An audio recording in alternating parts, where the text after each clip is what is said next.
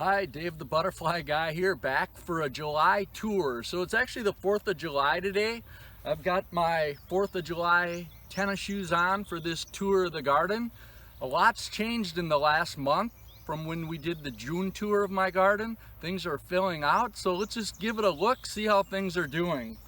This is the entryway to my garden. I've got my sign, Dave's Butterfly Garden. I have the petunias that I've been pulling off the dead flower petals, and they just keep reblooming. I've got a bunch of milkweed that has come up in the garden, and then the alyssums have started to fill out a little bit, so those create really nice ground cover. They create really nice landing pads for butterflies, so as that keeps filling out, that'll be good as the summer goes on.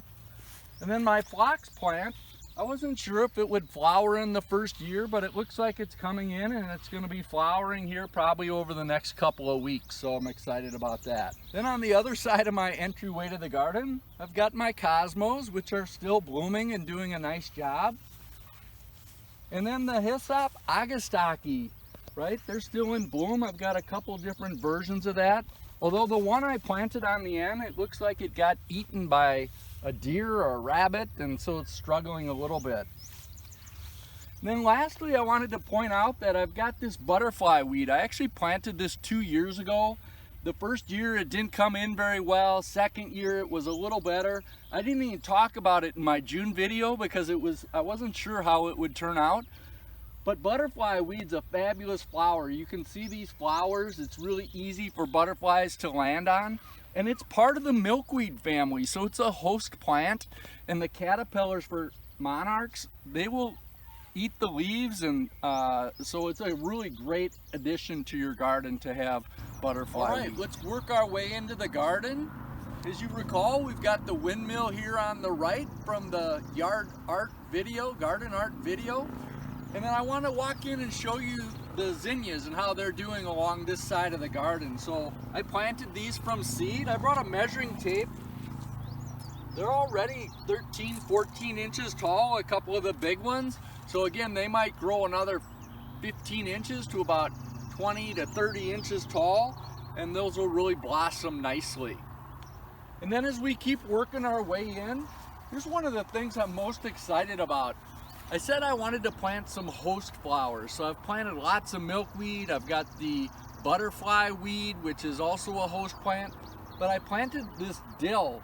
I planted it just a little bit. It was about 4 inches tall. Look at it now.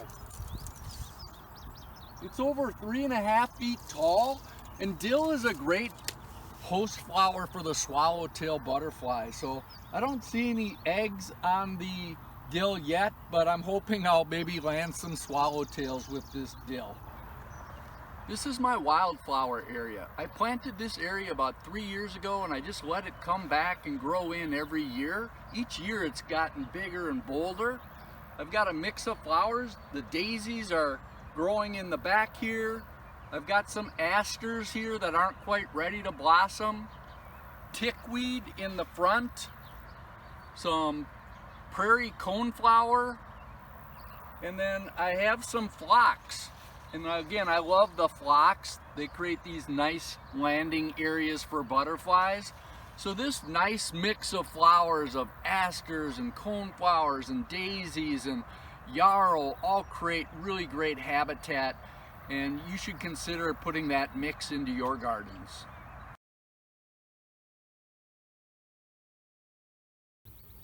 All right, so here's an area where we put some pansies in just to add a little color early in the season. So the pansies are still doing well.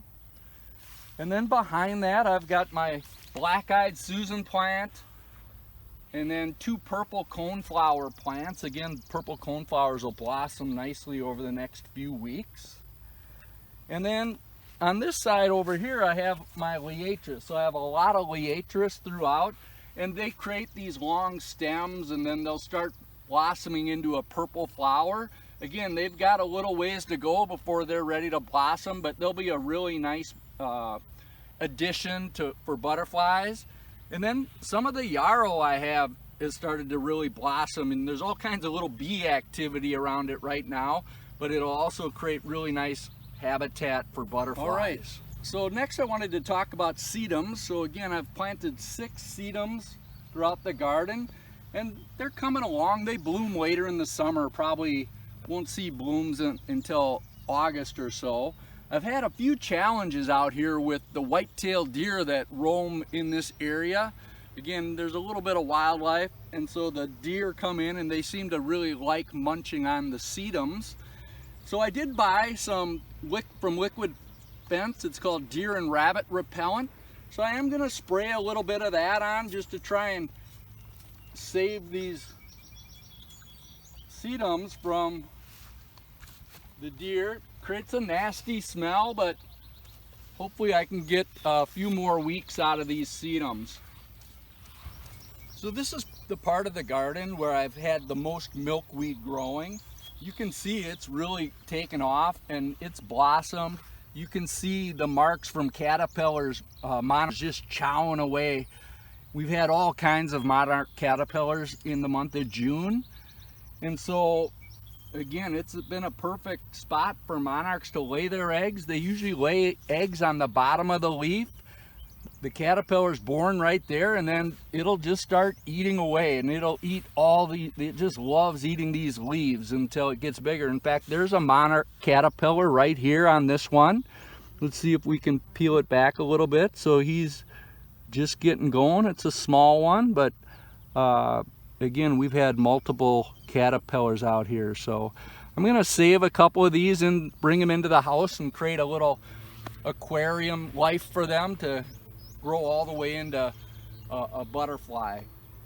Chances are a little better inside than out in the wild for the caterpillars. So then on this back side, this is where I planted a little string of zinnias. So again, zinnias are, I don't know, it looks like they're about 6 inches high right now. They got a long way to go to get to 20 and 30 inches tall, but they're on track. They'll grow a lot over the next month, and hopefully by the August video, you'll see zinnias really exploding into these magical flowers. If you remember in my June tour, I decided to add something new this year. I added sunflowers. So I planted 7 along the back ridge of this grass line. This is one that's growing nicely. It's about a foot tall, although it'll get 15 to 16 feet tall. So it's got a long way to go to get to 16 feet tall. But then the rest of them have all been eaten by deer. You can see maybe on this one right next to me, it's down to just a little stem. And so unfortunately, I haven't been able to have my sunflower seeds with the success I wanted. I'm gonna spray a little bit more of this Liquid Fence deer repellent and try and prevent the deer from eating my last sunflower seed. All right, that's the end of the July tour of the butterfly garden. I hope you enjoyed it. I'll be filming in a few weeks the August version. You can see how it continues to grow over the course of the summer. So again, wrapping up on a kind of ominous day in Minnesota with thunderstorms and a little thunder in the distance coming our way. It's hot and humid. I hope you have a great 4th of July. Dave, the Butterfly Guy, signing out.